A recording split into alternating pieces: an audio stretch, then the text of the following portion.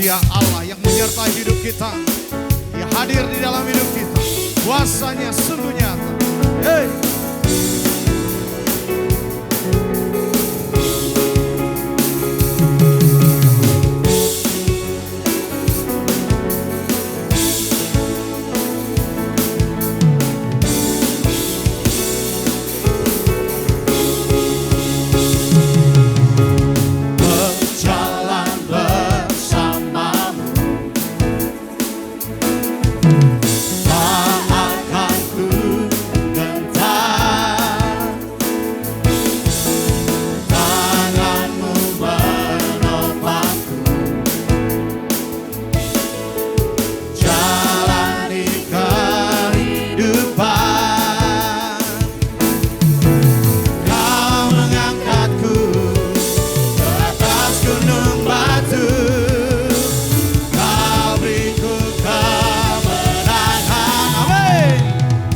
Kekuatanku, penopang hidupku, angin keselamatan, kau buktikan kasih setiamu, benteng hidupku, tak akan ku takut, sebab ku tahu kau besertaku.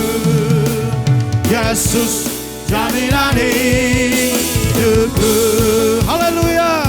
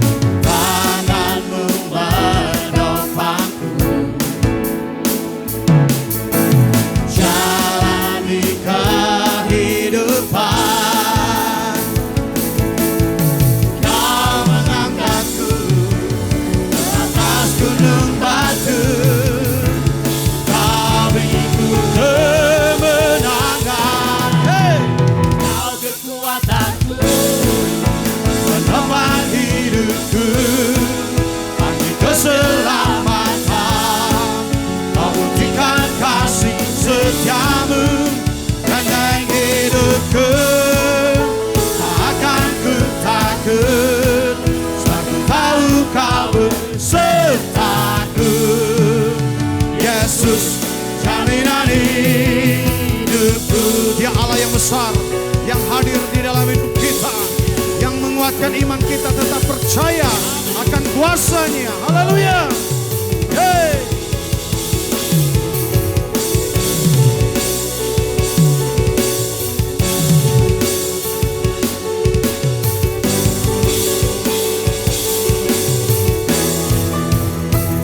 Kekuatanku, penopang hidupku, angin keselamatan, kau buktikan kasih setiamu, benteng hidupku, tak akan ku takut, sebab ku tahu kau besertaku.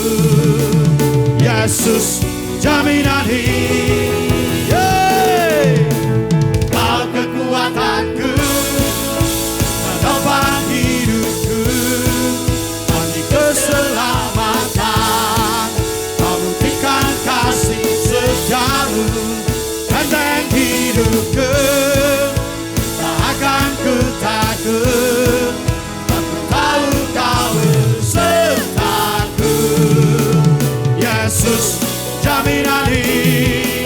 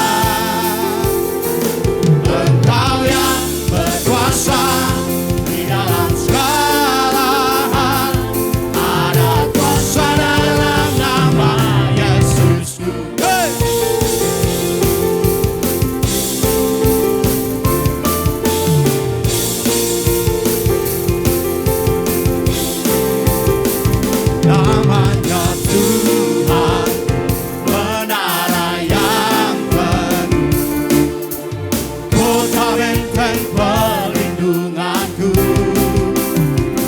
Allah yang perkasa, ya Bapa yang kekal, gunung batu keselamatanku. Amin. Engkau yang termulia di bumi di surga, termasyur perkasa selamanya. Engkau yang berkuasa di dalam segala hal, ada kuasa dalam nama Yesusku. Sebab kuasa-Mu nyata di dalam hidup kami, tak pernah berkesudahan, selalu baru rahmat Tuhan bagi kami setiap pagi. Haleluya. Yeah.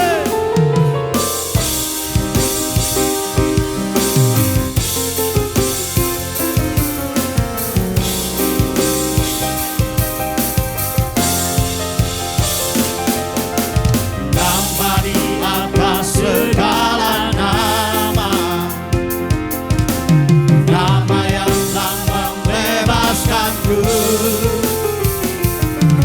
Segala kuasa tunduk pada nama itu, Yesus Tuhan segala Tuhan. Amin. Nama di atas segala nama, nama yang telah membebaskanku. Segala kuasa tunduk pada nama itu, Yesus Raja segala raja. Engkau yang berkuasa, Engkau yang termulia di bumi di surga, termasyur perkasa selamanya. Engkau yang berkuasa di dalam segala hal, ada kuasa dalam nama Yesusku. Engkau yang termulia di bumi di surga, termasyur perkasa selamanya. Engkau yang berkuasa di dalam segala hal, ada kuasa dalam nama Yesusku. Ada kuasa dalam nama Yesusku. Ada kuasa dalam nama Yesusku. Lebih lagi bersorak-sorai karena kasih dan kuasa-Nya yang dinyatakan di dalam hidup kita. Haleluya. Angkat tanganku, ku sorakan haleluya. Namamu berkuasa, surga bumi nyatakan.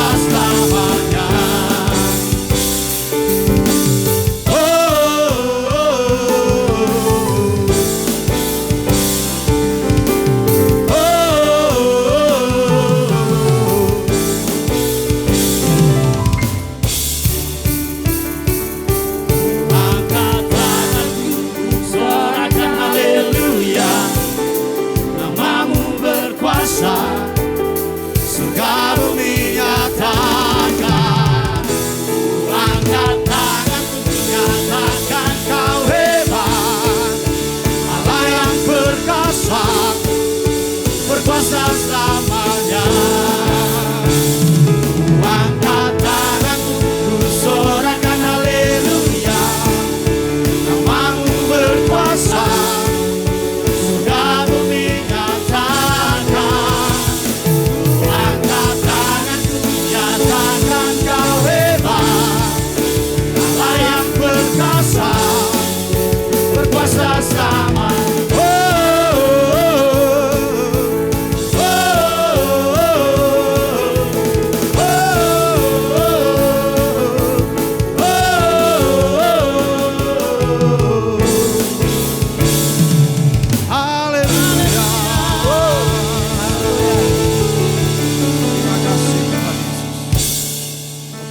Berkuasa di dalam hidup kami. Bahkan Engkau hadir di setiap langkah kehidupan kami. Sungguh hati kami bersyukur. Jemaat Tuhan dipersilakan duduk kembali.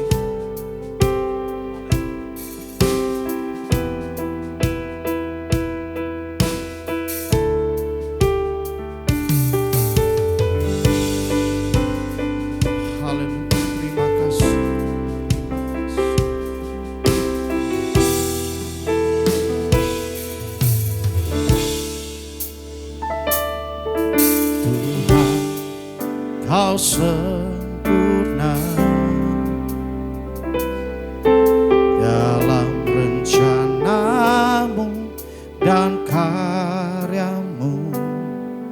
Ku serahkan hidupku, murnikan dengan Roh-Mu. Tuhan, Kau sempurna dalam rencanamu dan karyamu. Ku serahkan hidupku, murnikan dengan Roh-Mu. Hidupku menggenapi firman-Mu, tanda mukjizat sertai tiap langkahku. Kau bersamaku, di dalamku, jadi bukti kebesaran-Mu.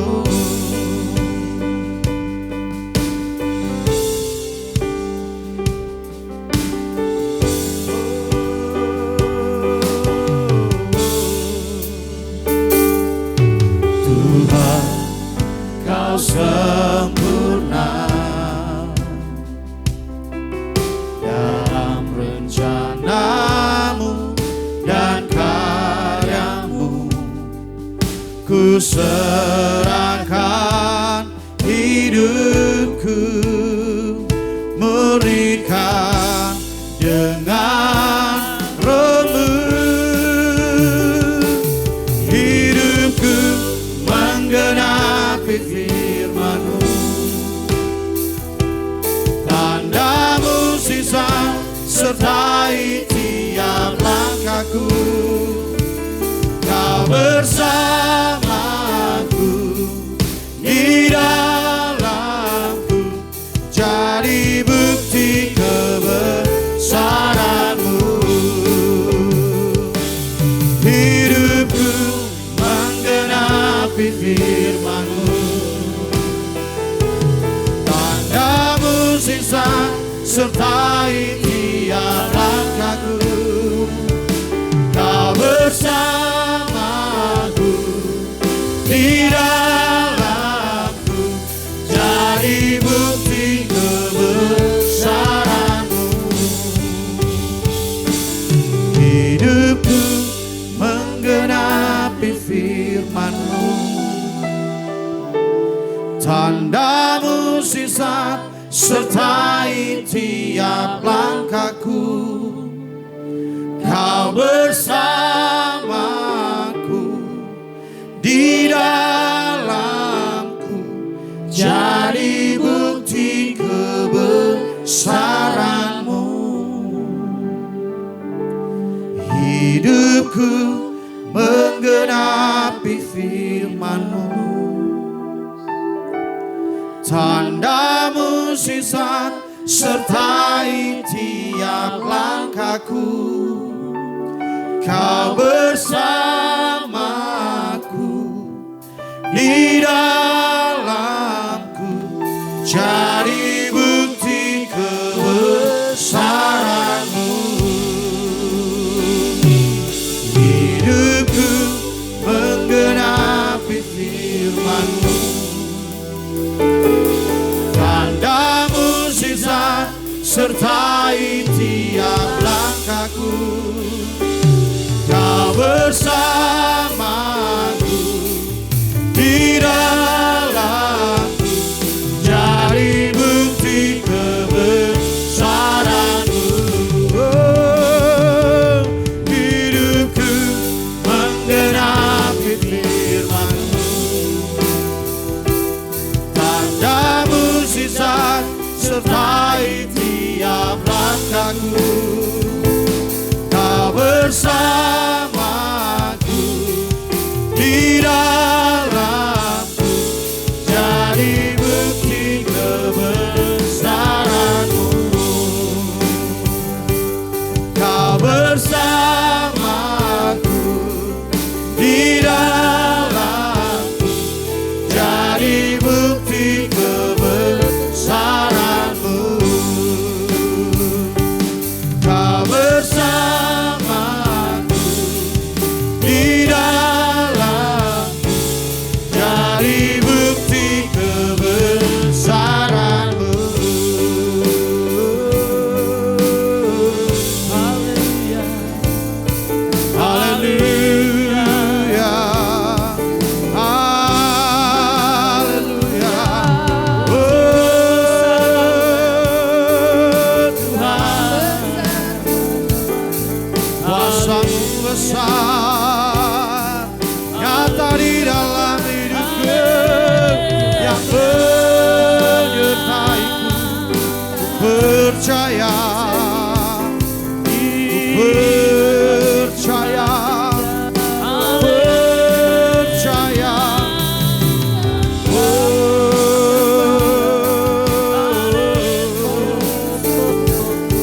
Haleluya, haleluya. Kasih dan kuasa hadir di dalam hidupku.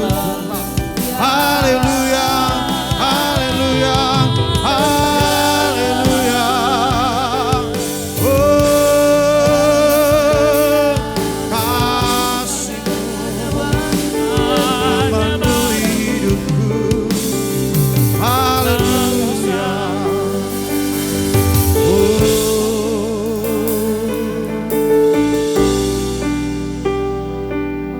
Haleluya.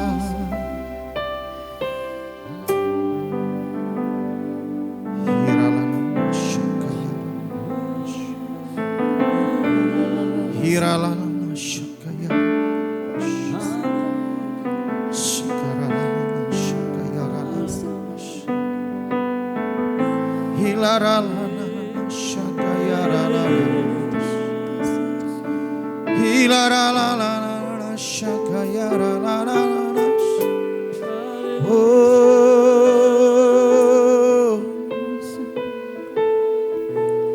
Kau hadir bagiku Tuhan, nyata kuasa-Mu,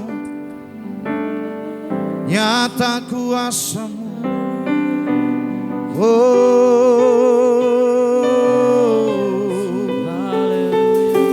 haleluya, haleluya. Oh, ku bersyukur, ku bersyukur, ku bersyukur atas anugerah-Mu. Ku bersyukur atas kebaikan-Mu Tuhan. Haleluya, haleluya, haleluya. Oh,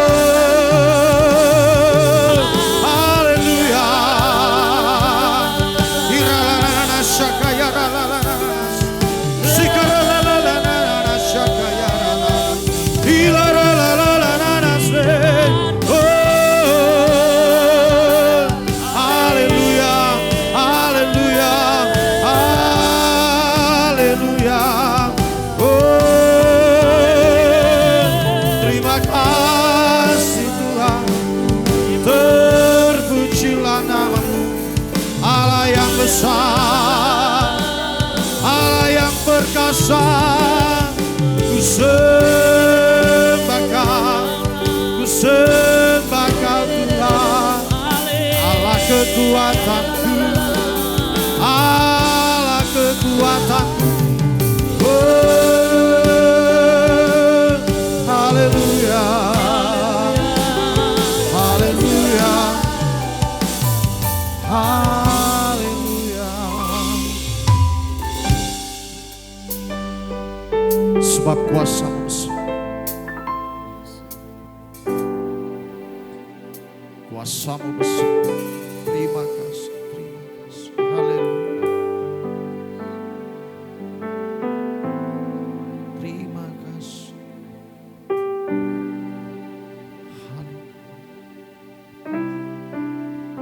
Kuasa-Mu terlebih besar, Tuhanku terlebih besar,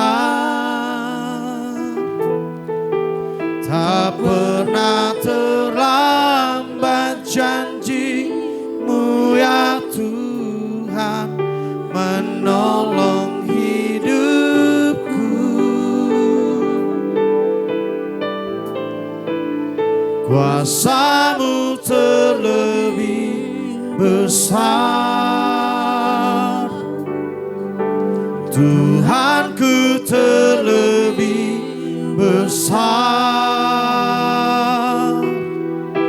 tak pernah terlambat janji-Mu ya Tuhan, pulihkan hidupku. Oh, kuasa-Mu terlebih besar, Tuhanku terlebih besar, tak pernah terlambat janji-Mu ya Tuhan, menolong hidupku.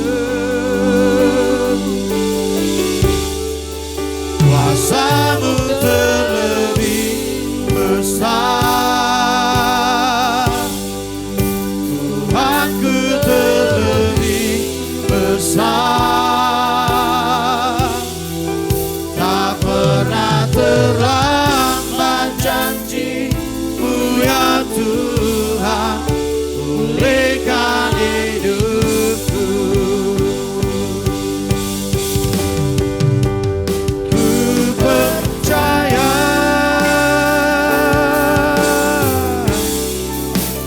Kau bekerja,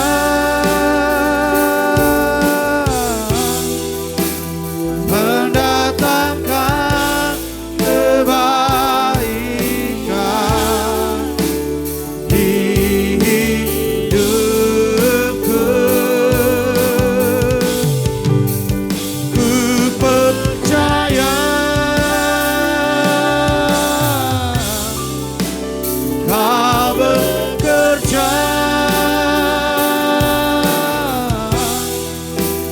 mendatangkan kebaikan, mendatangkan kebaikan.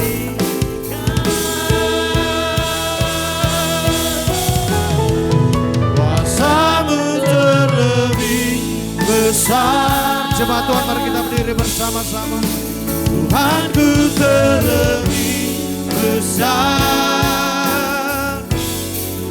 tak pernah terlambat janji-Mu ya Tuhan, menolong hidupku. Kuasa-Mu terlebih besar,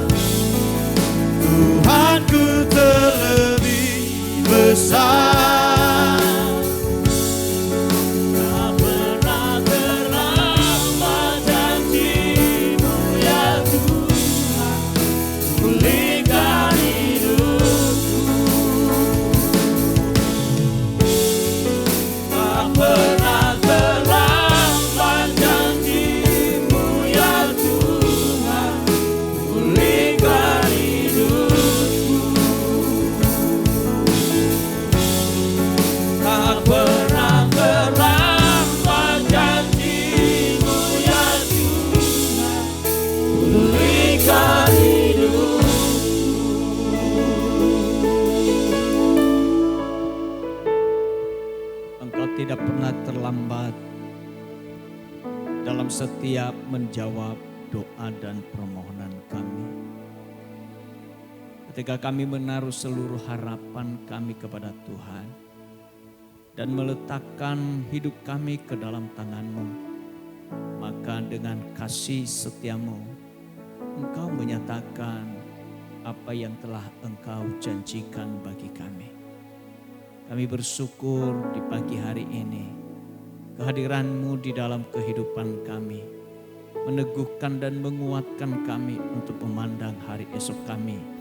Sekalipun tantangan tak mudah ya Tuhan, namun satu hal yang kami percaya, karena penyertaan Tuhan dan dengan kesetiaan-Mu, kami mampu melewati tantangan itu penuh dengan kemenangan.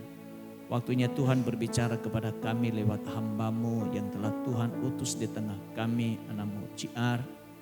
Tuhan, Engkau telah mengurapi dia dan Engkau terus mengurapi dia. Kata-kata hikmat yang bersumber dari tempat maha tinggi, Engkau taruh di hati dan lidah bibirnya. Dan itulah yang Engkau sampaikan kepada jemaat-Mu melalui hamba-Mu ini. Di dalam nama Tuhan Yesus kami bersyukur dan berdoa. Amin. Silakan duduk Bapak Ibu.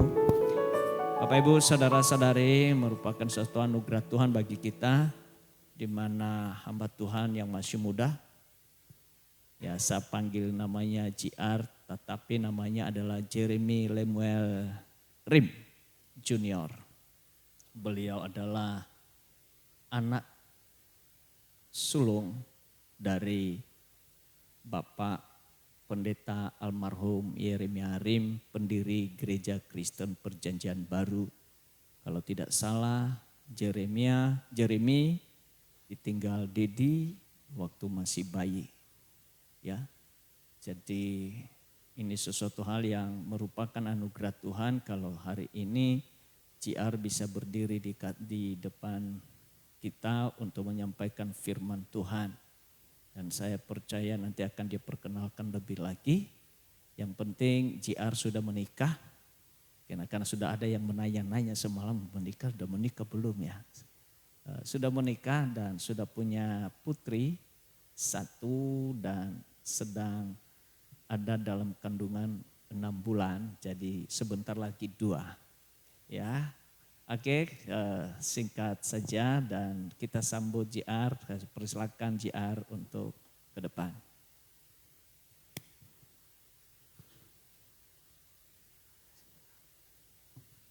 Selamat pagi, bersyukur sekali bisa hadir di tempat ini. Ini pertama kalinya saya menginjakkan kaki di Pulau Bangka. Jadi bersyukur sekali untuk kesempatan yang diberikan. Dan saya dapat titipan dari Malang. Katanya titip salam buat jemaat yang ada di Pangkal Pinang. Jadi dari seluruh jemaat MDC Malang dan juga dari youth-nya, image-nya MDC Malang. Terus ada titipan lagi dari 2 orang. Yang satu Keisha, satunya Lorraine. Mereka bilang titip salam ya buat keluarga di MDC Pangkal Pinang. Jadi saya datang ke sini nggak sendirian tapi membawa seluruh teman-teman, seluruh jemaat yang di Malang. Meskipun mereka nggak ikut saya hari ini di sini, tapi spiritnya ada bersama-sama dengan saya karena kita satu keluarga Kristen Perjanjian Baru. Bersyukur sekali dapat kesempatan, thank you Pak Sanema, thank you juga untuk tim kepemimpinan di tempat ini. Saya boleh membagikan firman Tuhan hari ini. Dan saya diberikan tema adalah Encountering God's Power in Faith. Berjumpa dengan kuasa Tuhan di dalam iman. Saat ini kayak tadi yang sudah disampaikan, saya mau kenalan dulu gitu ya, supaya tahu gitu keluarga saya tuh modelnya seperti apa. Tadi sudah dibilang saya sudah punya istri, punya anak. Jadi inilah fotonya istri saya, inilah fotonya anak saya. Nah itu dia. Ada satu slide sebelumnya ini. Adakah? Oke, ya. Jadi ini istri saya, panggilannya Jojo, saya JR. Jojo sama anak saya Josena, panggilannya Josie. Dia masih 2,5 tahun dan dia adalah anak yang paling lucu, anak yang paling cantik di seluruh dunia. Tidak ada yang mengalahkan dia karena itu menurut bapaknya sendiri. Jadi memang pandangannya nggak valid gitu ya, sangat subjektif dari saya. Dan kalau bicara tentang berjumpa kuasa Tuhan di dalam iman, saya menikah dengan Jojo itu tahun 2021. Lalu bulan Desember 2021. Lalu Josena ini lahir di Januari 2023. Jadi setelah 1 tahun, 1 bulan saya menikah, lahirlah Josena. Dan kelahiran Josena ini merupakan sebuah, bisa dibilang prosesnya itu menjadi tamparan rohani di dalam kehidupan saya, dan istri juga. Waktu kami menikah, Jojo hamil, kami punya satu teman baik, rumahnya itu cuman nyebrang jalan aja karena satu area. Dan setiap kali kami ngumpul sama mereka berdua ini, jadi kami couple sama couple gitu ya. Tiap kali ngobrol-ngobrol, dia seorang arsitek, istrinya seorang kreatif sekali. Sedangkan saya yang dikerjakan pelayanan sosial, Senin sampai Jumat saya di yayasan sosial, anti trafficking, Sabtu Minggu saya pelayanan di gereja di Malang. Jadi kalau ngobrol sama mereka tuh selalu bilang saya kagum sama kamu gitu. Karena di dalam masa muda kamu mau melayani Tuhan, maksudnya kamu nggak mengejar apa yang jadi materi segala macamnya. Wah, di situ tiap kali dia bilang kayak gitu, saya bilang puji Tuhan, tapi di dalam hati itu adalah sedikit-sedikit kayak wah bangga gitu ya, kayak wah iya nih anaknya pendeta ya iya dong harus ini dong harus melayani Tuhan gitu. Sampai proses kehamilan semua berjalan dengan lancar, ke dokter semuanya semua berjalan dengan lancar. Dan tentunya dari sisi kami berdua, kami mempersiapkan semuanya dengan sematang mungkin, dengan sebaik mungkin. Kami persiapkan. Sampai akhirnya hari H, saat kontraksi sudah mulai terjadi, kami bawalah Jojo ke rumah sakit, tempat objinnya itu ada. Dan saat kami datang ke sana, kan masuk dari UGD gitu ya. Di UGD tahun 2023, Januari, mereka bilang, Pak, Bu ini di swab dulu ya, di PCR dulu ya.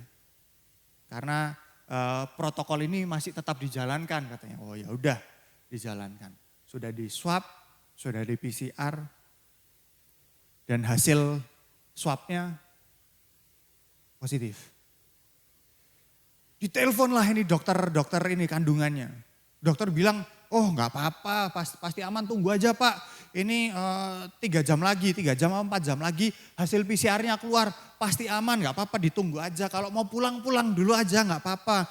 Karena kan ini bukaannya masih bukaan 2, aman-aman masih bisa pulang dulu. Tapi di situ mulai ada keraguan. Mulai bimbang, mulai khawatir, mulai bingung gitu. Tuhan gimana ya? Tapi dokternya santai banget. Dokternya kayak sambil ketawa-ketawa di telepon dia bilang, nggak apa-apa tungguin aja. Akhirnya kami tunggu. Sampai akhirnya waktunya keluar hasilnya PCR. Puji Tuhan. Hasilnya positif. Hasilnya positif. Dan saat itu juga si dokter bilang, itu sudah sore, kira-kira mungkin sekitaran jam 3, jam 4 sore. Dokter bilang, kalau positif seperti ini tidak bisa dilakukan normal kelahirannya. Karena rumah sakit nggak mau ambil resiko. Karena kan kalau normal harus nafasnya itu luar biasa gitu. Tarik, buang. Itu yang mereka nggak mau. Karena berpotensi bisa jadi bahaya untuk tenaga kesehatan yang ada gitu. Jadi dokter bilang, harus sesar Pak. Dan sesarnya pun ini untuk pertama kalinya dalam jangka waktu yang sudah sangat lama sekali harus pakai ruang operasi khusus untuk COVID. Yang dimana semua-semuanya ekstra. Ekstra perlengkapannya, ekstra tenaganya, ekstra juga biayanya.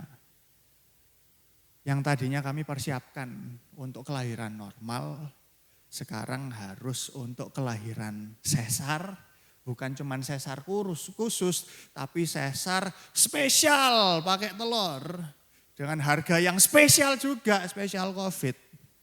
Jadi dana itu bengkak 3 kali lipat. Wah, udah gak karu-karuan tuh, harus menentukan keputusannya segera saat itu juga. Karena dokternya juga bilang, ini sudah sore Pak. Kalau misalnya lewat, ruang operasinya enggak di booking sebelum jam 5 sore katanya. Akan kena charge lembur. Sudah operasi, COVID, lembur pula. Jadi double. Dan melewati semuanya, akhirnya puji Tuhan. Semuanya bisa terbayarkan dengan lunas, puji nama Tuhan.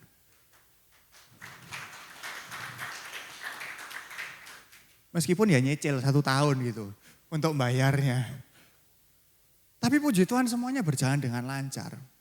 Dan setelah Jojo sudah keluar dari rumah sakit, kami ngumpul lagi sama teman kami yang tadi saya ceritakan di awal. Dia bilang, selama masa kehamilan, selama masa itu semuanya, kami melihat ada perbedaan di dalam kehidupan kalian katanya. Sebelum kalian menikah, saat kalian baru menikah, kami tuh bisa melihat kalian berdua itu sangat percaya dengan Tuhan, kehidupan kalian tuh sangat berserah kepada Tuhan. Tapi di dalam masa pernikahan, kalian tuh jadi orang-orang yang sangat berpikir strategi, sangat ada banyak hal yang dipertimbangkan. Dan kayak akhirnya mengandalkan diri sendiri, tidak mengandalkan Tuhan. Saat teman saya bilang kayak gitu tuh, kayak seakan-akan Tuhan tuh benar-benar nempeleng saya, mengingatkan bahwa kamu bukan Tuhan, saya yang Tuhan. Apa yang jadi kehendakmu belum tentu sama dengan kehendakku. Dan aku bisa melakukan segala sesuatu. Itu kehendakku yang terjadi. Namaku yang dimuliakan, bukan kamu yang dimuliakan. Karena saat Jojo di swab, saat Jojo di PCR, satu rumah, saya, keluarganya Jojo, keluarganya saya juga, semua kita nge-swab. Gak ada yang positif. Padahal malam sebelumnya, seminggu sebelumnya, tiap malam ini kan saya tidurnya bantal-bantalan sama Jojo. Sebelahan sama dia. Tiap pagi bangun, cium good morning, I love you gitu. Enggak kena COVID, negatif. Semuanya negatif kecuali Jojo. Di situ Tuhan cuma mau tunjukkan bahwa saya ini yang Tuhan, kamu bukan Tuhan. Di dalam 2 Korintus 12. Ayat 9 sampai 10. Alkitab mengatakan, tetapi jawab Tuhan kepadaku, cukuplah kasih karuniaku bagimu, sebab justru dalam kelemahanlah kuasaku menjadi sempurna. Sebab itu terlebih suka aku bermegah akan kelemahanku, supaya kuasa Kristus turun menaungi aku. Di ayat 10 dikatakan, karena itu aku senang dan rela di dalam kelemahan. Di dalam siksaan, di dalam kesukaran, di dalam penganiayaan dan kesesakan oleh karena Kristus. Kita baca sama-sama yang paling bawah itu 1, 2, 3. Sebab, coba kita baca lagi 1, 2, 3. Sebab, jika aku lemah maka aku kuat. Di mana di dalam dunia ini, orang yang dengan berani mengatakan saat aku lemah aku kuat. Tolong kalau datang kepada saya, kalau bertemu sama saya, pastikan saya lagi di kondisi yang tidak baik-baik aja. Pastikan ketemu sama saya kalau saya ini lagi di posisi lemah-lemahnya. Karena justru saat saya lemah, disitulah saya kuat. Saya percaya dalam kehidupan setiap kita mau bertemu dengan orang, apa yang kita upload di atas media sosial, apa yang kita bagikan kepada orang-orang lain, bukanlah kondisi saat kita lagi lemah. Pasti yang kita mau bagikan kepada orang lain adalah kondisi di mana kita ini lagi paling kuatnya. Kita lagi seger-segernya, kita lagi sehat-sehatnya. Entah itu sehat secara fisik, entah itu sehat secara relasi, entah itu mungkin sehat secara keuangan mungkin. Berapa banyak dari kita yang bisa ngomong seperti apa yang Paulus bilang ini, sebab jika aku lemah, maka aku kuat.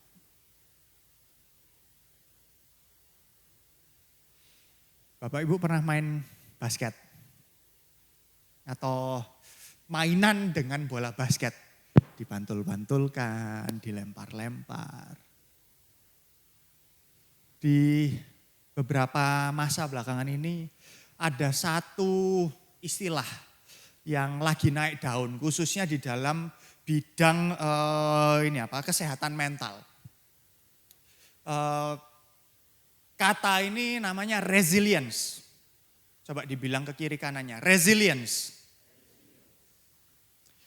Resilience ini artinya ketangguhan. Resilience ini artinya kondisi di mana kita ini bisa mantul kembali saat kita kondisinya lagi di bawah. Saat kita kondisinya kayak lagi bola ini kalau dibuang ke bawah, kalau dia punya resilience, dia punya angin di dalamnya, dia itu akan bisa mantul kembali. Bayangkan kalau bola basket ini kempes, tidak ada isi anginnya, atau ada anginnya tapi sedikit, tidak cukup. Maka bola ini kalau lagi dilempar, dia tidak akan mantul, dia cuma akan jatuh, plek gitu aja.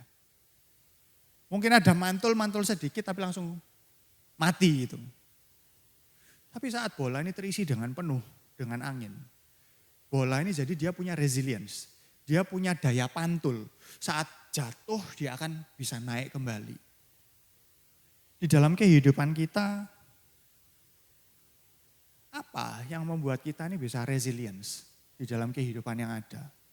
Apa yang membuat si Paulus bisa bilang, sebab jika aku lemah, maka aku kuat. Apa yang membuat Paulus di dalam masa-masa yang sukar di dalam kehidupannya, saat ada banyak tantangan. Kalau kita bayangkan kehidupannya Paulus itu sangat berat sekali, apalagi di dalam dunia pelayanan. Karena dia ini orang yang memburu orang Kristen. Kesehariannya dia cari orang Kristen, para pengikut Kristus ini dengan tujuan untuk dimusnahkan supaya tidak ada pengikut Kristus di atas muka bumi ini. Itu tujuannya Paulus sebelum dia namanya Paulus, waktu dia masih Saulus. Tapi setelah dia berjumpa dengan Tuhan, hidupnya berubah 180 derajat. Dia tadinya yang jadi pemusnah orang Kristen, pengikut Kristus, justru dia yang menggembar-gemborkan tentang Kristus itu siapa, bagaimana kita bisa mengikut Kristus. Dan bahkan sampai hari ini kita masih banyak belajar dari pengajaran-pengajaran Paulus tentang keimanan, tentang bagaimana menghidupi kekristenan yang sejati itu seperti apa. Bayangkan tantangannya setiap kali dia mau datang ke lingkungan orang yang percaya kepada Kristus. Bagaimana takutnya, bagaimana dia dihujat, bagaimana beratnya kondisi jadi Paulus. Angin di dalam bola, di dalam kehidupan kita yang memampukan kita untuk bisa mantul, itu namanya iman. Katakan kiri kanannya, iman.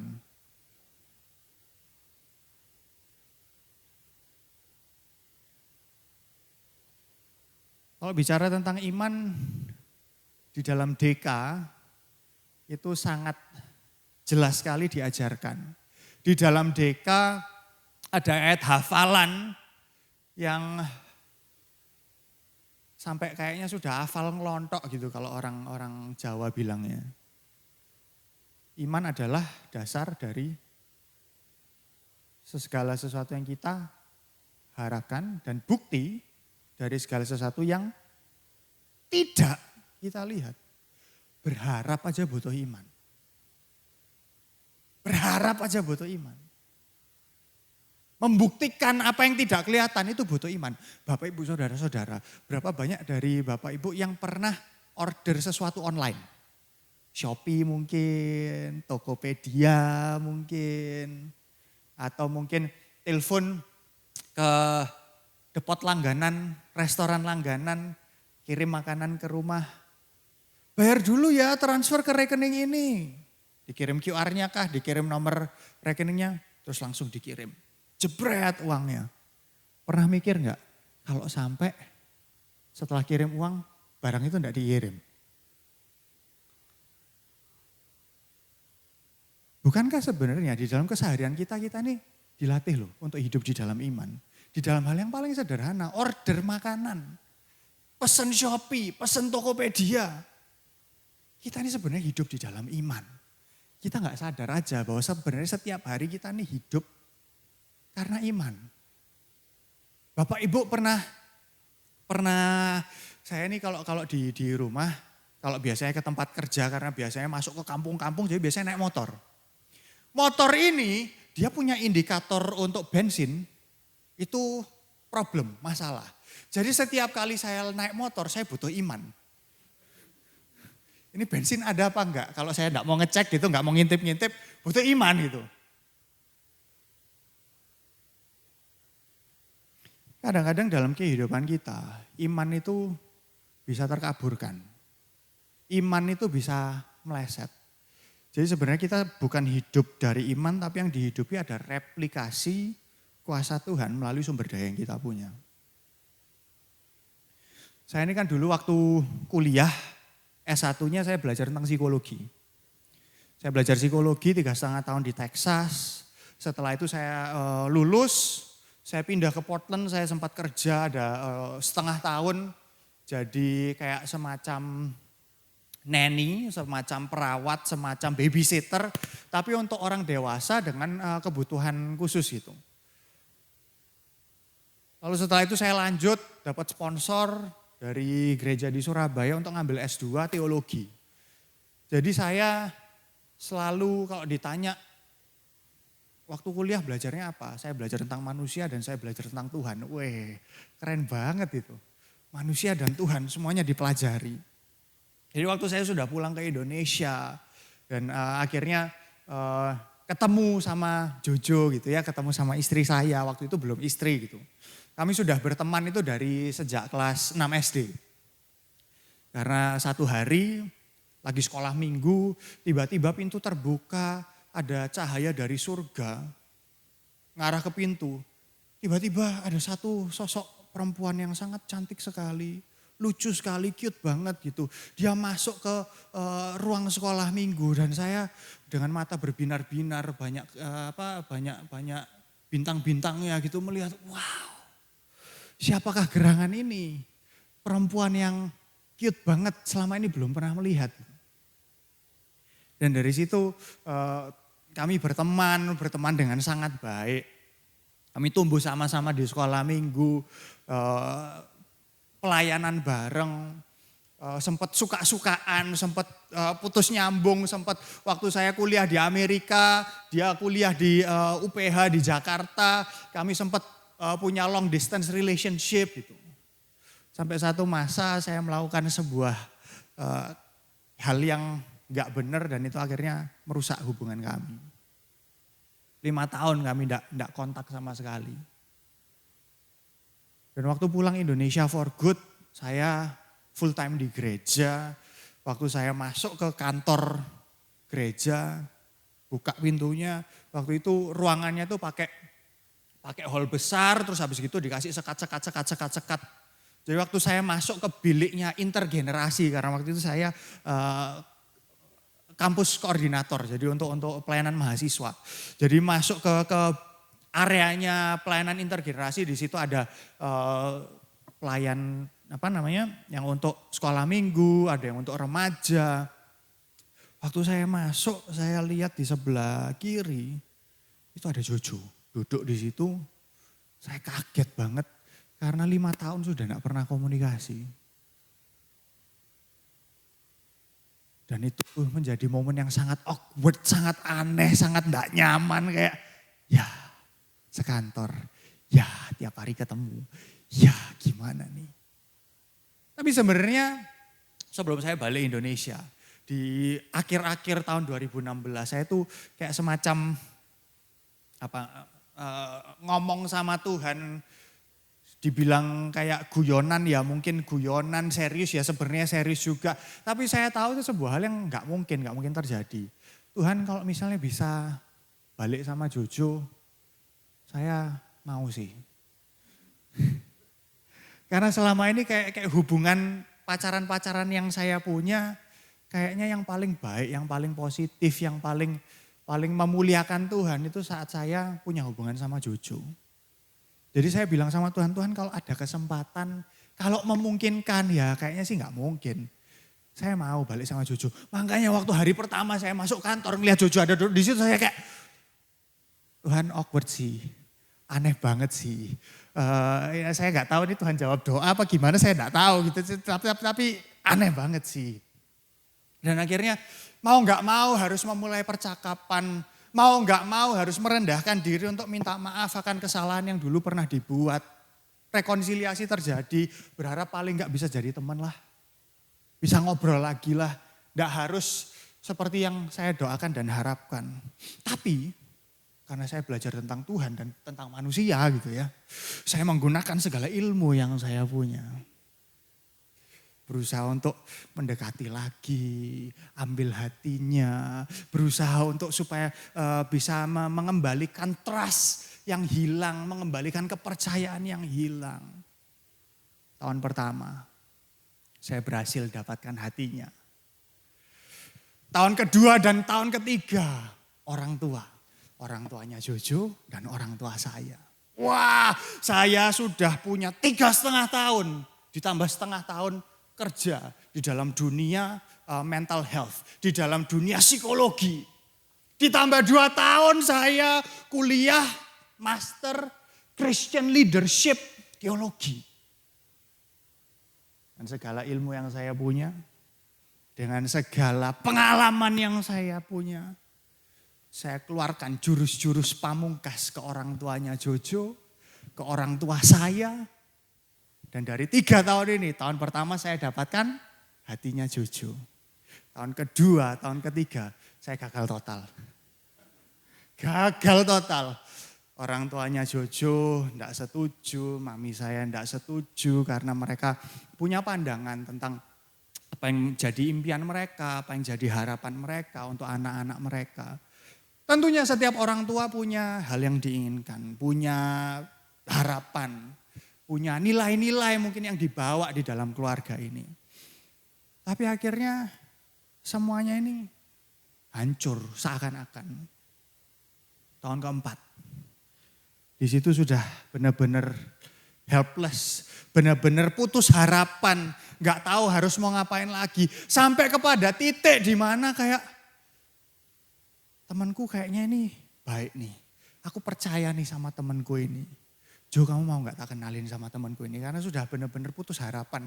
Sudah gak tahu lah. Paling gak yang bisa dilakukan karena masih sayang, karena masih cinta. Mau supaya dia bisa mendapatkan yang terbaik meskipun itu bukan saya. Gitu. Drama banget ya. Tapi akhirnya di tahun keempat kami benar-benar kayak Tuhan ya udahlah. Apa yang Tuhan mau yang terjadi. Semua upaya sudah dilakukan. Semua ilmu sudah dikeluarkan, jurus-jurus pamungkas sudah keluar semua. Tapi hasilnya 0 besar, tidak ada hasilnya. Tapi 2021, bulan Februari, tiba-tiba saya dapat WA. J, papi mau ketemu sama kamu katanya. Jojo WA saya. Wah, hati gak karu-karuan, bingung rasanya. Akhirnya ketemu man to man antara papanya Jojo sama saya. Ketemu di satu coffee shop, ngobrol. Papanya Jojo bilang, kamu saya kasih kesempatan terakhir untuk bangun hubungan dengan anak saya.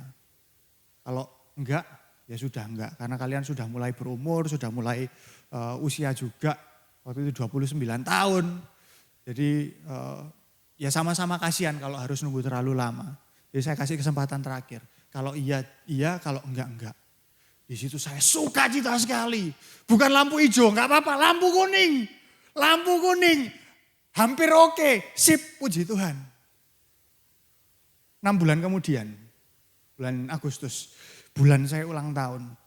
Itu menjadi bulan yang sangat luar biasa panjang, bulan yang luar biasa prosesnya. Di akhir bulan Agustus saya sama Jojo waktu itu kami berdoa berdua. Kami puasa berdua karena di akhir bulan Agustus saya mau memutuskan karena saya sudah anak laki yang dewasa. Punya ilmu tentang Tuhan dan manusia. Punya pengalaman kehidupan yang saya pikir cukup. Jadi di akhir Agustus saya mau bilang sama mami saya enggak peduli mami setuju apa enggak, saya mau menuju langkah yang berikutnya. Saya mau serius dengan Jojo dan mau lanjutin itu. Itu hari Jumat, saya pulang kerja sampai rumah bener-bener kayak mau ngomong gimana caranya. Tapi hari itu mami saya full. Sampai mungkin jam 10 malam baru saya dengar mami saya keluar dari kamarnya. Karena ada Zoom lah, ada macam-macam yang dikerjakan sama mami saya.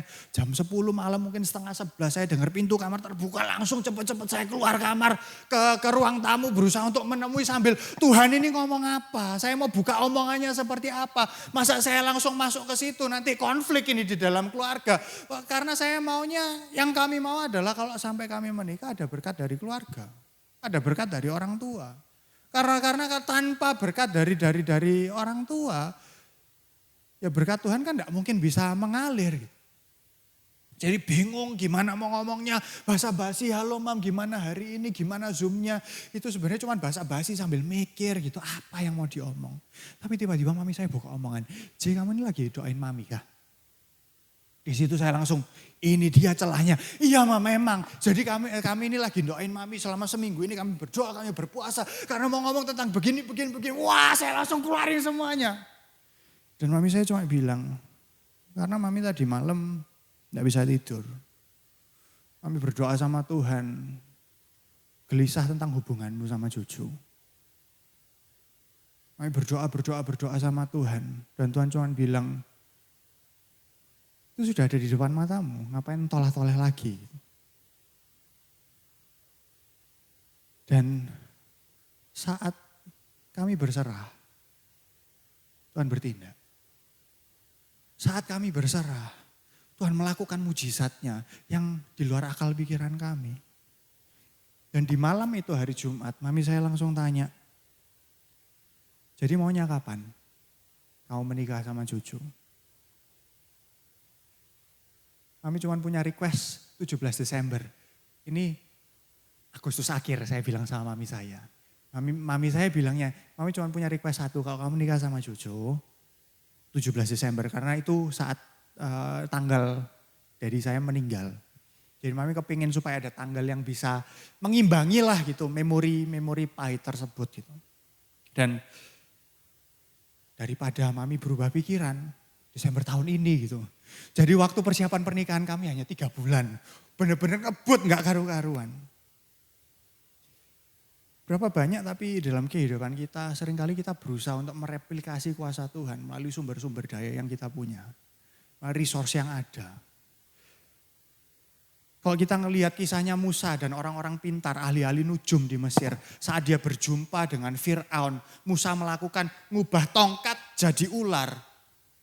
Fir'aun bilang, ahli-ahli nujumku juga bisa tongkat jadi ular. Saat Musa buat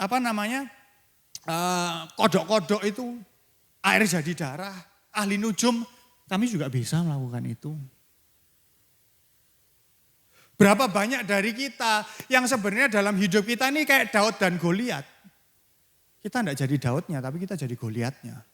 Yang merasa sepanjang kehidupan kita ini sudah dipersiapkan untuk perang. Sampai berani nantangin umat Tuhan. Siapa yang berani 1 lawan 1 dengan saya? Tuhanmu itu mana? 1 lawan 1 dengan saya. Karena kalau kamu yang kalah, kamu akan jadi budak bangsa Filistin. Kalau bangsa Filistin kalah dengan sombongnya, Goliat bilang, kami akan jadi budakmu. Tapi sebenarnya yang terjadi semuanya di sini adalah ada berhala yang diangkat. Berhala ini modelnya bisa berbagai macam hal. Berhala ini bisa jadi skill yang kita punya, pengalaman kehidupan yang kita punya, kekayaan yang kita punya, materi yang kita punya, relasi yang kita punya. Ada berbagai macam hal berhala yang bisa kita angkat, kita bawa. Kita pajang besar gitu kayak patung Sphinx itu. Menunjukkan kejayaan, menunjukkan kekuasaan. Sampai mati pun masih diperingati.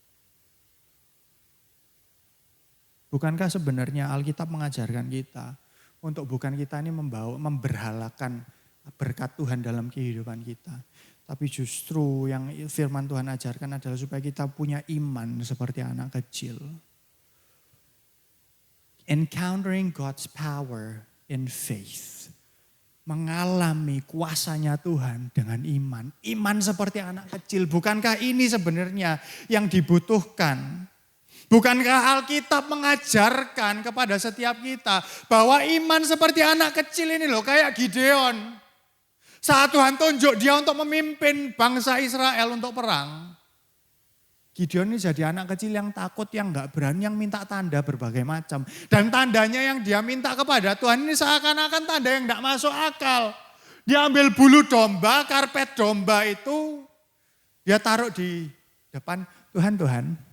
Kayak mainan sama Tuhan. Tuhan, kalau ini benar kamu yang bilang, kalau memang benar ini Tuhan yang perintahkan, tolong dong Tuhan. Nanti besok pagi waktu saya bangun, karpetnya basah, sekitarnya kering. Tuhan lakukan itu. Enggak percaya, sama Gideon dibalik. Tuhan, kalau Tuhan memang Tuhan, dibalik Tuhan. Karpetnya kering, sekitarnya basah.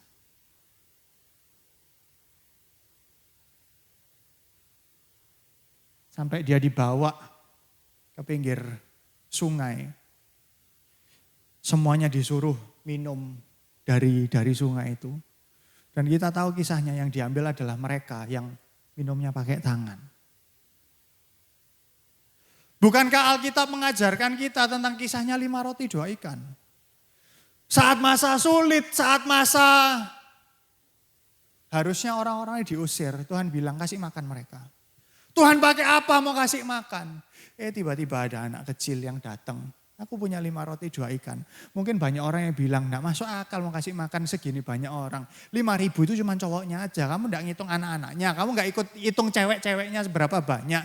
Kalau satu cowok ada satu cewek dan satu anak itu sudah 15.000. Kalau dia datangnya sama keluarganya, terus anaknya cewek semua, anaknya 3, anaknya 4, sudah berapa? Bukan cuma 5.000, paling enggak itu bisa 10.000 sampai 20.000 minimal. Tapi anak kecil ini dia datang, aku punya 5 roti, aku punya 2 ikan. Saya kasih kepada Tuhan.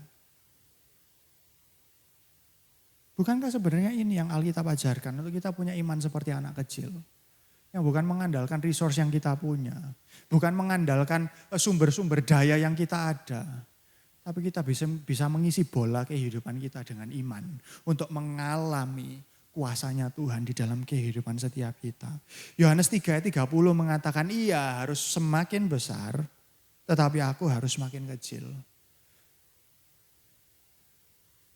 Bapak Ibu pernah lihat, kalau di film-film militer gitu biasanya, ada pesawat namanya pesawat Hercules.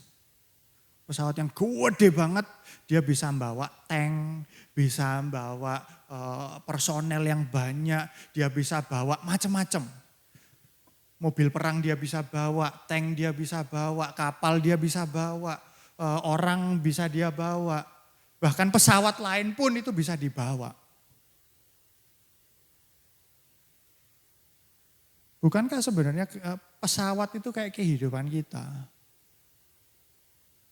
Seringkali kita melihat hidup kita ini kayak pesawat yang punya mesin yang kuat, yang kita akhirnya bisa terbang dengan tinggi, bisa kemana-mana melakukan berbagai macam hal. Tapi bukankah sebenarnya untuk pesawat ini terbang, ada satu hal yang paling krusial yang dibutuhkan? Angin. Kalau tidak ada angin, pesawat tidak akan bisa terbang. Kalau tidak ada angin, pesawat itu tidak ada bedanya sama mobil. Atau bahkan mungkin lebih buruk dari mobil. Karena untuk pesawat jalan dia pakai turbin. Dorongin angin. atau pakai baling-baling dorong angin. Di rodanya pesawat itu enggak ada motornya yang kuat untuk jalanin pesawat yang gede, enggak.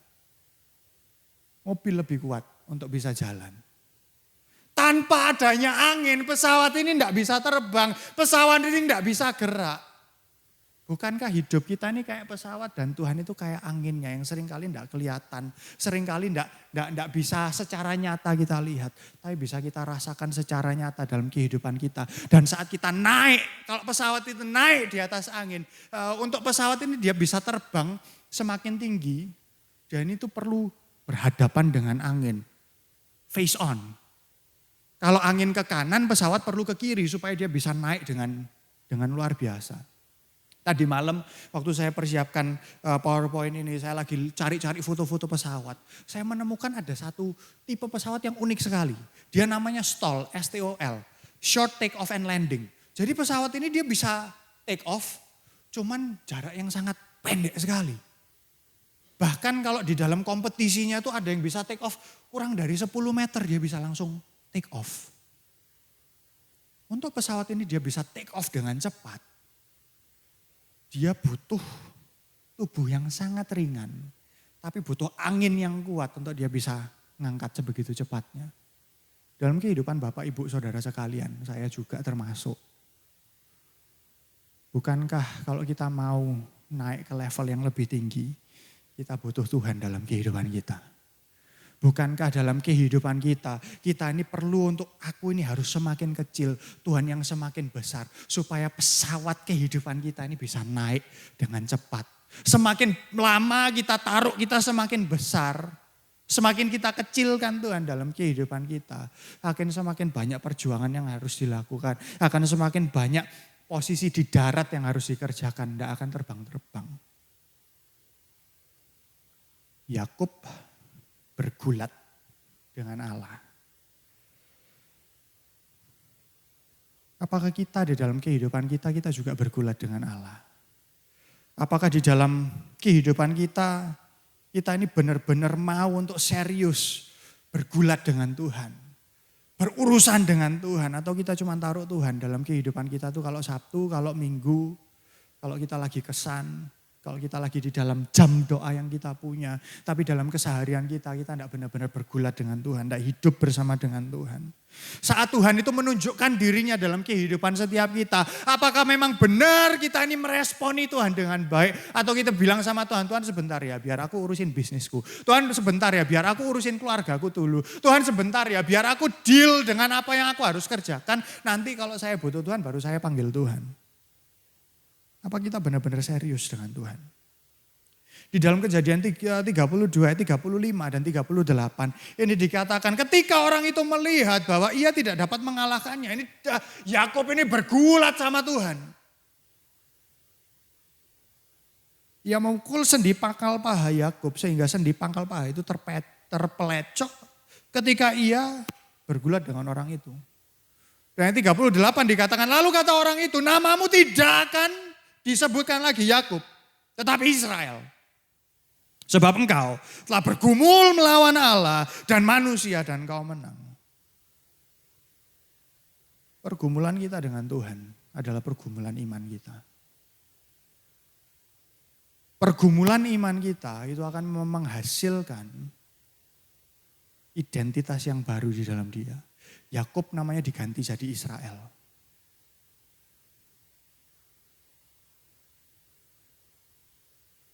Kehidupannya Yakub yang bergumul dengan Tuhan menghasilkan ada kehidupan yang ada tandanya. Kehidupan yang diubahkan.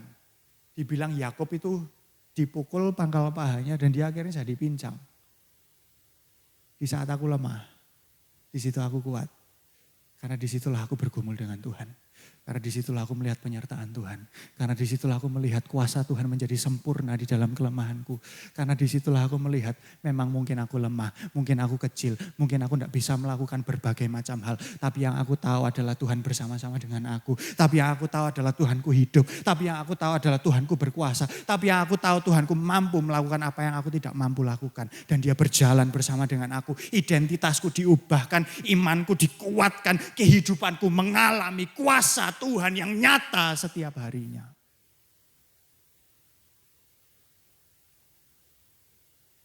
Jadi pertanyaan saya di pagi hari ini, apa yang engkau gumulkan? Apa yang sedang Anda gumulkan hari-hari ini?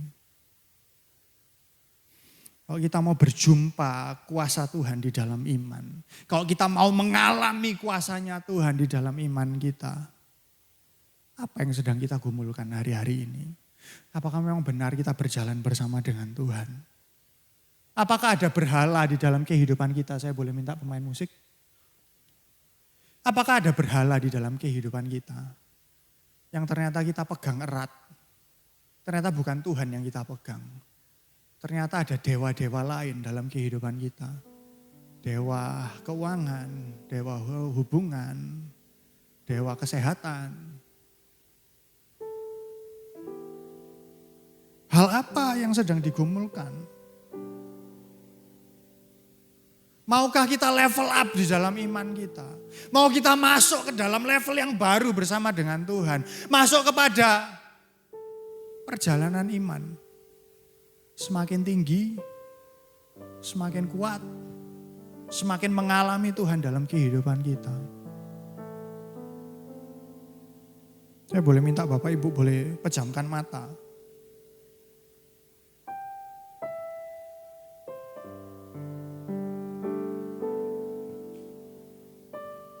Apa sih hari-hari ini yang membuat iman kita seakan-akan terhambat? Apa sih hari-hari ini yang membuat seakan-akan Tuhan tidak bekerja? Seakan-akan Tuhan pasif. Seakan-akan keseharian itu hanya berjalan ya gitu-gitu aja. Saya percaya kalau Tuhan itu ada. Saya percaya kalau Tuhan itu hidup. Saya percaya kalau Tuhan itu mampu. Tapi ya mungkin gak setiap hari. Hari ini saya mau katakan kepada setiap kita yang ada di tempat ini. Tuhan mau untuk bisa ada setiap hari dalam kehidupan kita. Tuhan mau untuk setiap hari berjumpa, setiap hari seperti Yakub dengan Tuhan, bergulat dengan kita. Bergulat dengan pikiran kita, bergulat dengan perasaan yang kita punya, mau itu perasaan yang baik, mau itu perasaan yang buruk. Mau ada kekecewaan yang dialami, ada kepahitan yang dialami. Mungkin dengan pemikiran kita, ada hal yang kita pikir, Tuhan tidak mungkin lah itu bisa terjadi. Tapi pertanyaan pagi hari ini adalah, maukah kita berjumpa dengan kuasa Tuhan? Dengan level iman yang berbeda, dengan level iman yang level up, yang semakin naik lagi.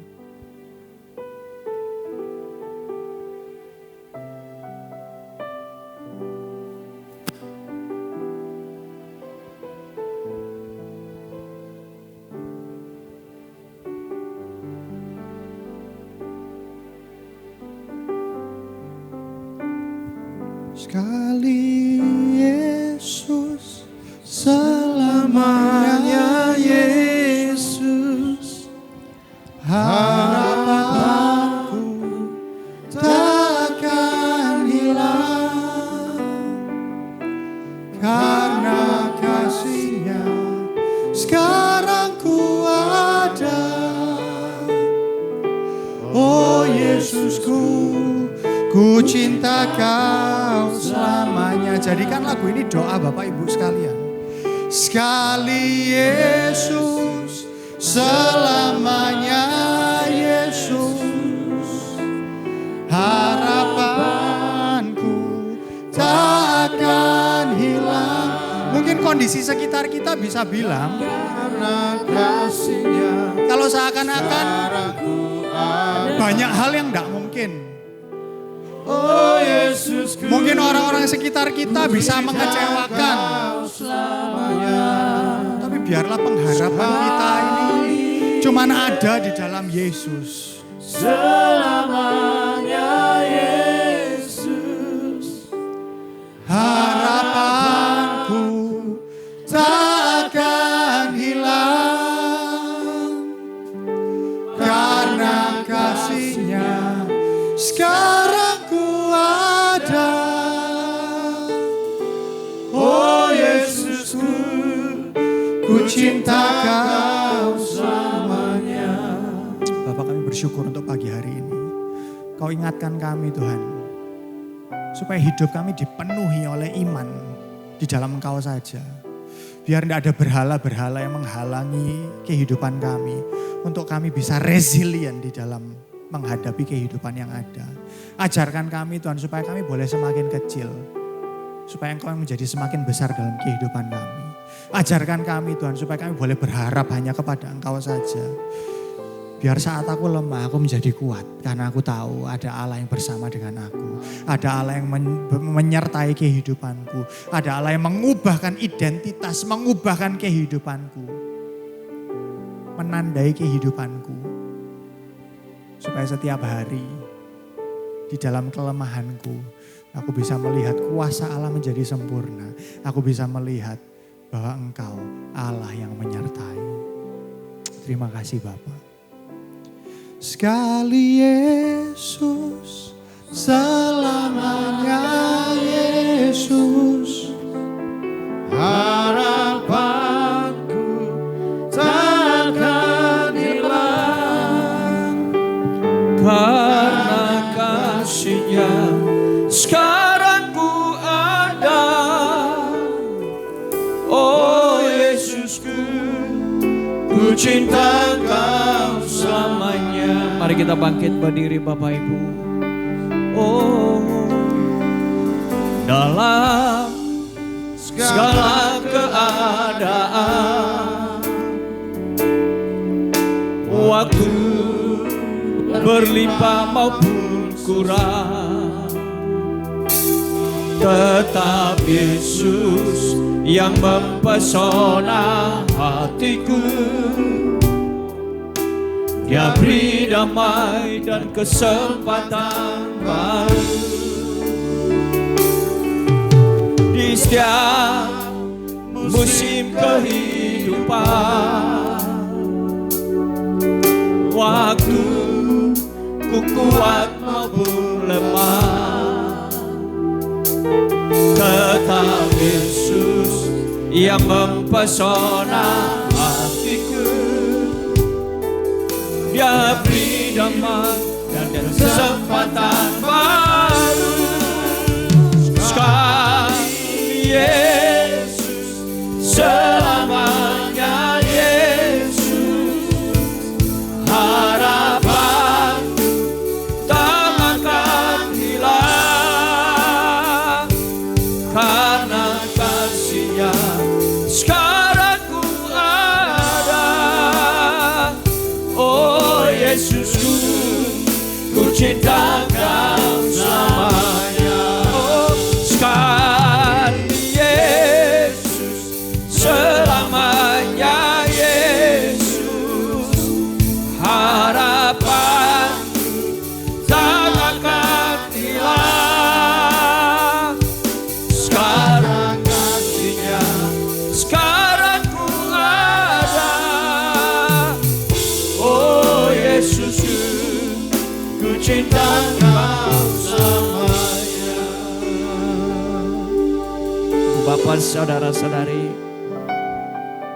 kita telah mendengar firman-Nya hanya karena iman di dalam Kristus. Di dalam kelemahan kita menjadi kita kuat. Dan Tuhan Yesus telah membuktikan itu. Kalau kita berserah kepada Dia dalam aspek seluruh kehidupan kita, kita akan dapat melangkah dengan kuasa penuh yang daripada Tuhan mengalir bagi kita. Sekalipun ada yang di depan kita melebihi daripada kekuatan dan kemampuan kita, tapi penyertaan-Nya lah yang memampukan kita melewati dan penuh dengan kemenangan. Iman. Iman di dalam Kristus. Di dalam anugerah-Nya, kasih karunia-Nya, kemurahan-Nya. Ia mau memampukan kita, memberikan kekuatan kepada kita. Dengan kuasa yang dahsyat yang menyertai kita. Yaitu ketika kita berserah kepada Dia. Yesus Kristus yang telah memampukan kita itu. Ia selalu menyertai kita. Biarlah kita ingat selalu apapun keadaan kita. Bahwa dengan pengorbanannya,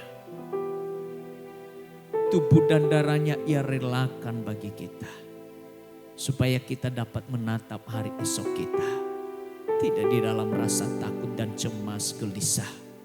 Tetapi penuh dengan pengharapan. Di pagi hari ini untuk mengingat itu. Kita telah mengambil roti dan anggur ketika kita masuk di ruangan ini. Biarlah kita persiapkan hal itu. Untuk senantiasa mengingatkan kita. Bahwa Yesus tak pernah menyertai kita. Dalam segala kelemahan kita. Ia telah menghapuskan kelemahan kita. Dengan tubuh dan darahnya. Ia relakan bagi kita semua. Bapak saudara-saudari. Biarlah kita meneguhkan iman kita kembali. Percaya kita kepada Dia. Bahwa sungguh Ia mengasihi kita. Dan sungguh mencintai kita. Dengan kesetiaan, hikmat, kasih dan kuasa-Nya. Menyertai kita. Ambil waktu sejenak. Bila selama ini engkau seringkali ragu, bimbang. Akan hari depanmu. Karena berbagai keadaan yang engkau alami. Karena berbagai situasi yang sedang terjadi dalam hidupmu. Dalam segala kelemahanmu, ingat. Biar engkau teguhkan imanmu kembali. Bahwa apapun keadaanmu, engkau selalu berharap kepada Kristus Yesus Tuhan kita.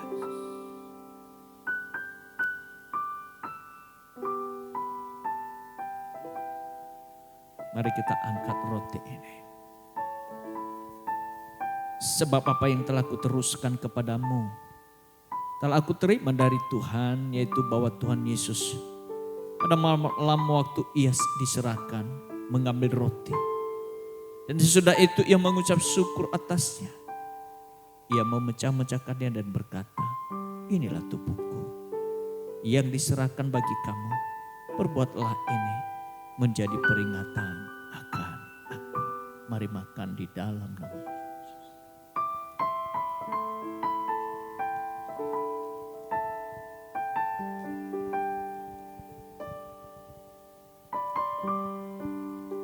Mari angkat cawan ini.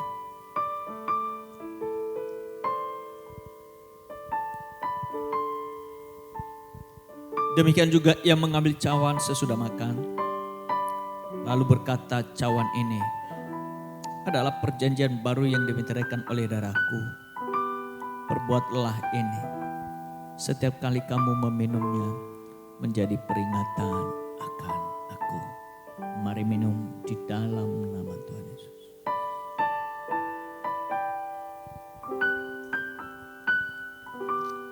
Biarlah engkau berkata sekali lagi. Sekali Yesus, selamanya Yesus. Harapanku tak akan hilang. Karena kasih-Nya sekarang ku ada. Oh Yesusku, ku cinta Kau selamanya. Sekali Yesus, selamanya Yesus.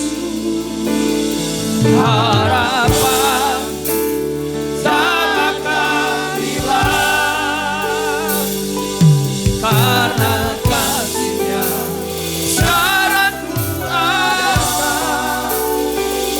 Oh Yesusku, ku cinta Kau selamanya. Oh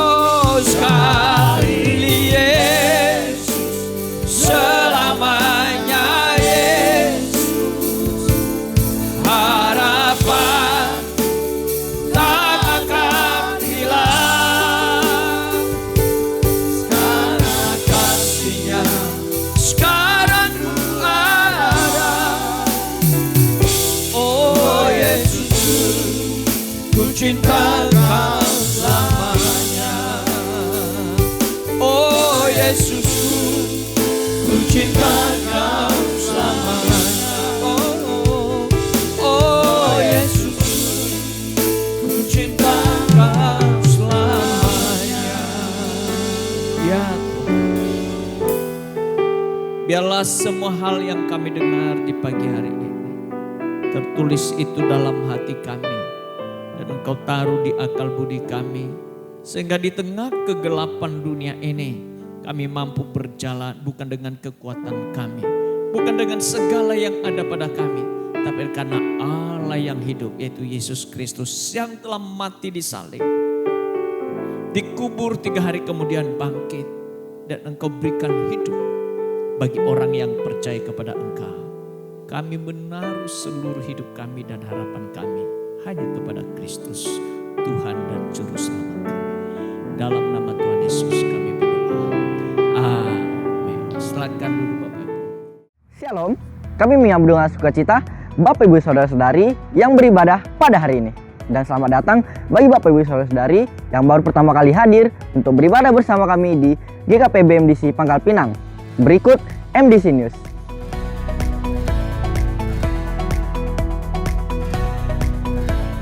Kelas DK dan HB diadakan setiap hari Minggu dimulai pada pukul 11 waktu Indonesia Barat setelah ibadah kedua selesai. 1 jam di hadirat Tuhan menjadikan 23 jam hidup lebih bermakna. Mari mengalaminya melalui Embun Surgawi yang diadakan setiap hari Selasa dan Kamis pada pukul 5 sampai 6 pagi waktu Indonesia Barat melalui Zoom Meeting. Doa meneduhkan jiwa diadakan setiap hari Rabu pada pukul 11 sampai 12 siang waktu Indonesia Barat di gereja. Dan bermalam di hadiratnya diadakan setiap hari Jumat pada pukul 19 sampai 20.30 malam waktu Indonesia Barat di gereja. Kegiatan kesan diadakan setiap hari Selasa, Rabu, Kamis, dan Minggu pada pukul 19 waktu Indonesia Barat. Untuk info lebih lanjut, Bapak Ibu Saudara-saudari dapat menghubungi ketua kesan masing-masing. Bagi Bapak Ibu Saudara-saudari yang akan memberikan persembahan umum, persembahan persepuluhan, dan persembahan misi, serta persembahan untuk pembangunan, dapat mentransfer ke rekening yang tertera di layar.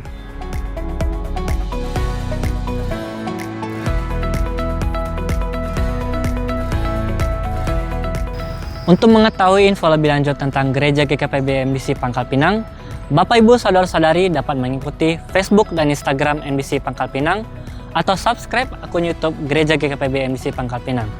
Demikian info tentang Gereja GKPB MDC Pangkal Pinang. Sampai jumpa minggu depan. Tuhan Yesus memberkati. Oke, kita akhiri ibadah kita. Mari kita bangkit berdiri. Kita angkat kedua belah tangan kita. Anugerah Tuhan yang besar dalam kehidupan kita, yang telah menyelamatkan kita, yang telah membebaskan kita dari segala belenggu dosa, dan yang memerdekakan kita dan memberikan kita kehidupan, kekekalan. Bahkan semasa kita di dunia ini dengan segala penyertaan dan pemeliharaannya dia akan limpahkan di dalam hidup kita. Itu sebabnya jangan pernah ragu untuk mengharapkan segala sesuatu kepada Dia yang mengasihi dan mencintaimu, karena Ia tidak pernah meninggalkan dan membiarkanmu. Setiap saat Ia bersama dengan engkau, Ia akan menolong engkau ketika engkau meletakkan seluruh hidupmu kepada Dia. Bahkan Ia telah menyediakan apapun yang engkau butuhkan. Dia menyediakan apapun yang engkau perlukan atas kebutuhan tubuhmu, jiwamu, dan rohmu. Angkat kedua belah tanganmu, pulanglah dan bawalah berkat dari Allah Bapa yang mengasihimu di dalam Kristus Yesus Tuhan kita. Dan di dalam persekutuan Roh Kudus yang menyertai, memimpin dan menuntun langkah demi langkah. Sehingga apapun yang engkau buat, dibuatnya engkau berhasil dan beruntung. Tuhan memberkati engkau dan melindungi engkau. Tuhan menyinari engkau dengan wajahnya dan memberikan engkau kasih karunia-Nya. Tuhan menghadapkan wajahnya kepadamu dan memberikan engkau damai sejahtera hari ini sampai untuk selamanya. Di dalam nama Tuhan Yesus Kristus yang diberkati, Tuhan berkata bersama, amin. Selamat.